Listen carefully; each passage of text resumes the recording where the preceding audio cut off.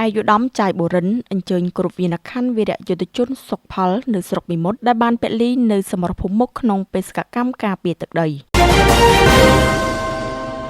នៅព្រឹកថ្ងៃទី18ខែធ្នូឆ្នាំ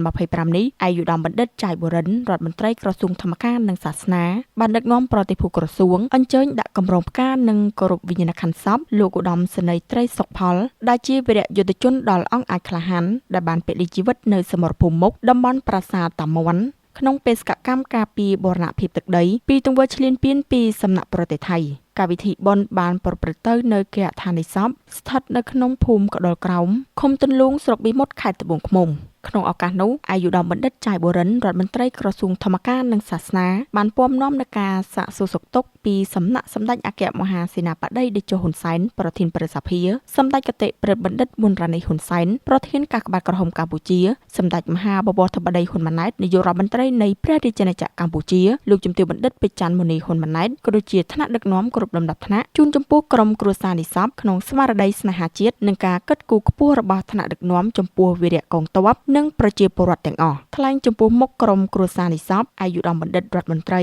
បានសម្ដែងនឹងការដឹងគុណនិងចាត់ទុកមរណភាពរបស់លោកឧត្តមសេនីយ៍ត្រីសុកផលថាជាការបាត់បង់នៅវីរៈកងទ័ពស្នេហាជាតិដ៏អង់អាចក្លាហានមួយរូបរបស់ប្រទេសកម្ពុជាអាយុដំបណ្ឌិតចាយបូរិនបានមានប្រសាសន៍ថាគំរូវីរភាពនិងការពលីជីវិតនេះគឺជាការលះបង់ដ៏ធំធេងនិងជាគុណបំណាច់មិនអាចកាត់ថ្លៃបានចំពោះប្រជាជាតិកម្ពុជាទាំងមូលដែលយើងគ្រប់គ្នាត្រូវតែគោរពស្រឡាញ់ដឹងគុណនិងផ្ដល់តម្លៃជាវីរបុរសរបស់ជាតិសម្រាប់ប្រវត្តិសាស្ត្រកម្ពុជាក្រៅពីការចូលរួមបួងសួងដល់ដួងវិញ្ញាណក្ខន្ធវីរយុទ្ធជនឲ្យទៅកាន់សុគតិភពអាយុដំចាយបូរិនក៏បានសំណូមពរដល់ពលរដ្ឋខ្មែរគ្រប់រូបទាំងក្នុងប្រទេសនិងក្រៅប្រទេសត្រូវរួបរวมគ្នាជាធ្លុងមួយយ៉ាងរឹងមាំបន្តជឿជាក់និងផ្ដល់កម្លាំងចិត្តដល់វីរកងទ័ពជូមុខព្រមទាំងគាំទ្រនិងជឿជាក់លើការដឹកនាំរបស់សម្ដេចតេជោហ៊ុនសែនអគ្គភ័ព្វកំពូលនិងសម្ដេចធិបតីហ៊ុនម៉ាណែតក្នុងការការពារបូរណភាពទឹកដីមិនឲ្យបាត់បង់ពីការឈ្លានពានរបស់សត្រូវឡើយ